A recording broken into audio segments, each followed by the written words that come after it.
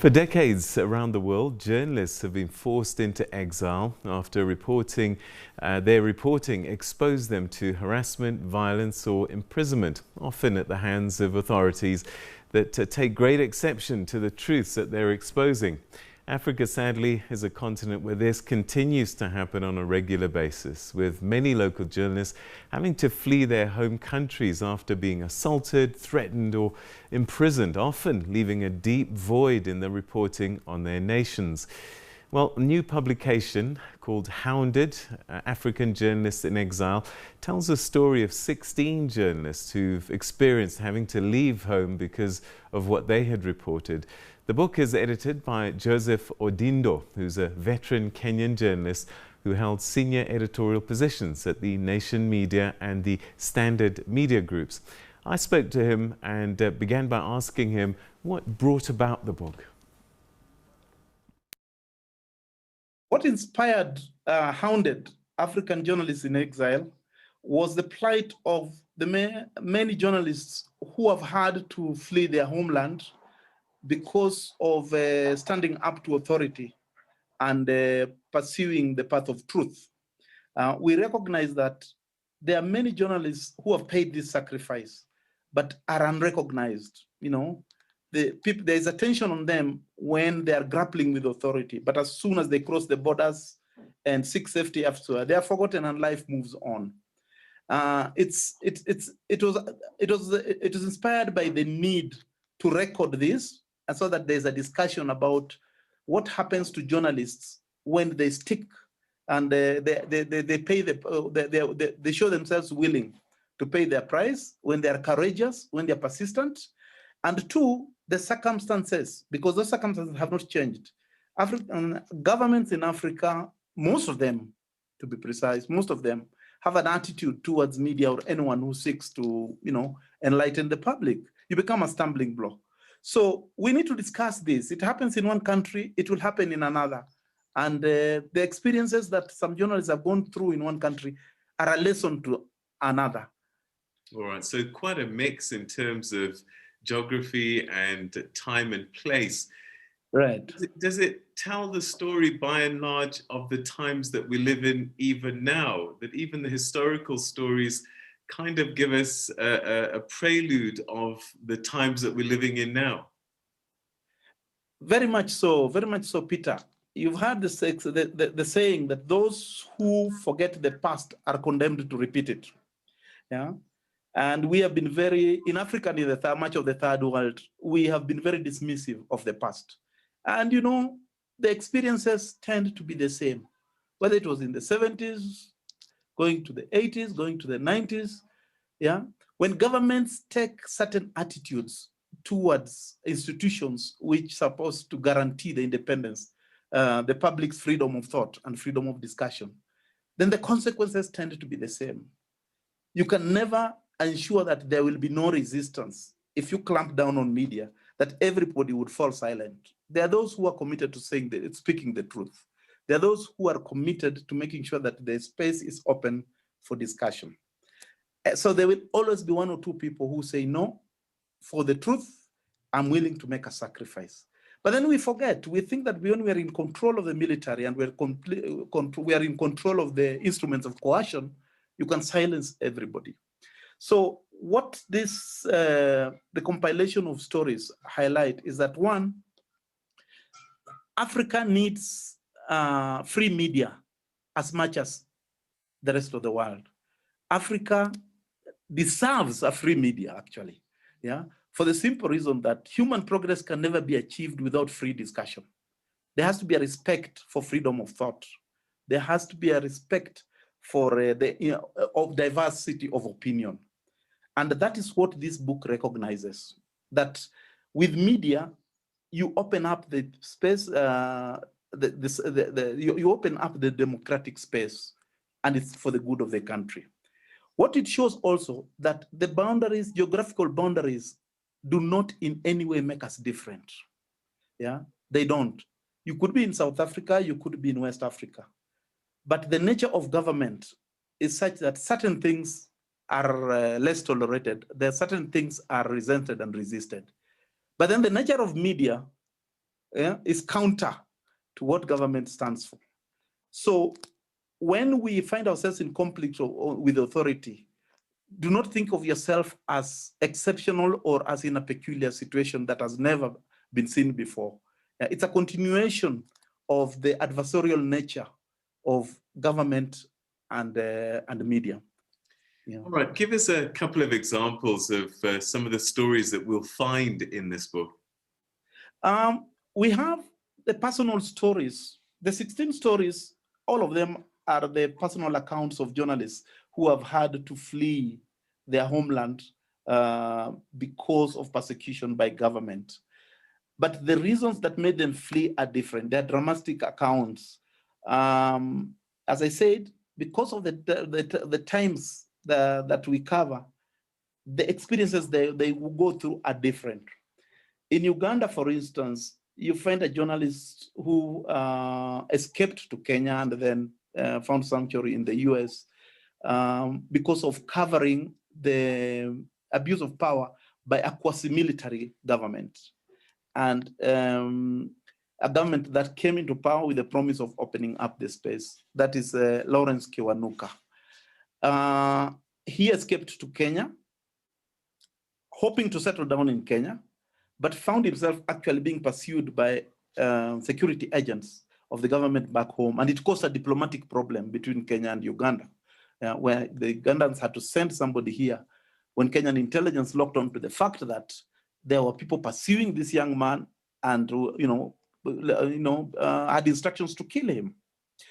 Then you have others who are dealing with the present day repressive techniques. We have the journalist from Tanzania who escaped only recently under Magufuli, who is still in power.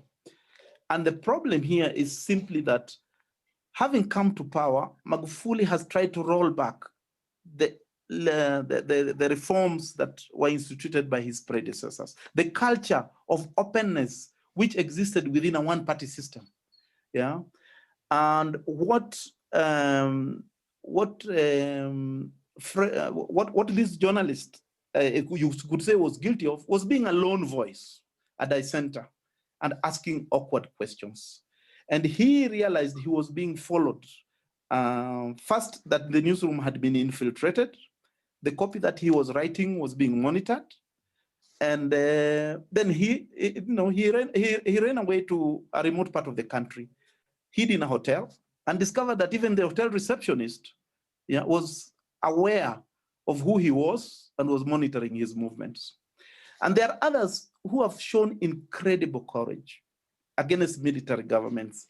In West Africa, we have Dapo Olinyoromi, who was part of a movement to resist the military governments of Nigeria, Sani Abacha's military movement. And we know all the horrors that Sani Abacha committed, executed, he executed individuals and basically was determined to continue the military repression, which started with Babangida and their predecessors.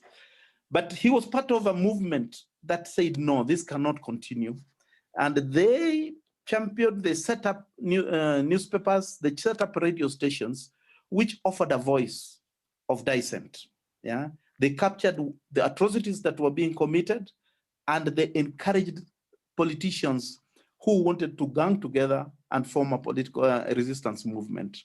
So there's a wide diversity. We also have people from Eritrea. Now, the thing about Eritrea is that very little is known about what goes on in that country, partly because of language and partly because of the kind of structure that Afeoraoki has built. But there are individuals very brave who fled. We have Fatih Osman, who fled to France, and is part of a group of Eritreans who live in France and work in France, who have set up a radio station which is giving voice to what is going on in their country, which is exposing what is going on in their country. So there are dramatic accounts of their encounter with authorities, very brave ingenious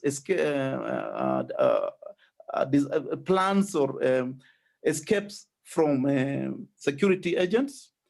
Very brave, very, very brave, I would say. I mean, there are people who literally dodged bullets, if you like, in the stories that we have here. And there are others who have been pursued wherever they had went to, and had to seek the support of the government, who granted them sanctuary to ensure that they continue being safe. Why do governments behave like this? What is the main issue that they have? Is it that they just don't want to be criticized, or are there certain things that are being exposed that are problematic? Recently in Zimbabwe, we saw a journalist get jailed because he was exposing corruption. Yeah. I think throughout history, power has been proven to have that ability to corrupt.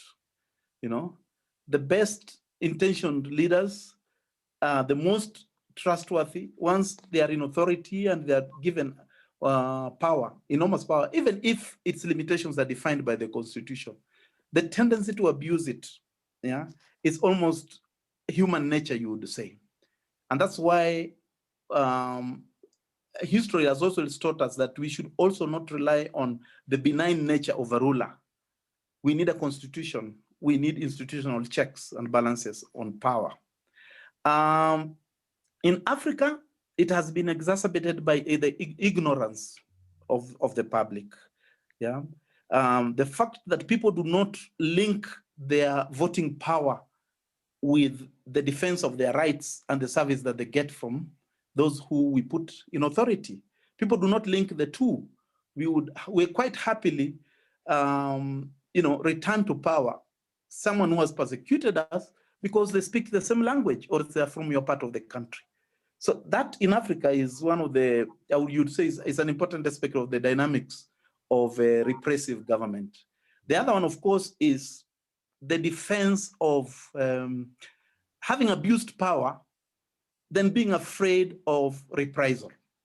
Yeah. Once you are in power, I mean, look at Uganda, for instance, right now, a president who came to power denouncing his predecessors who had stayed long in power and citing that as the reason for conflict in Africa, himself then removing the term limits once he was in authority. So you ask yourself why, and you can see that certain things maybe that he did when he was in power force him to set up a structure which can protect him. That is one, he stays longer in power, and two, make it impossible for anyone else to challenge or expose what he believes that must remain hidden. So it's about not wanting a light not wanting light turned on secrets which you think would condemn you or even lead to your being put on trial.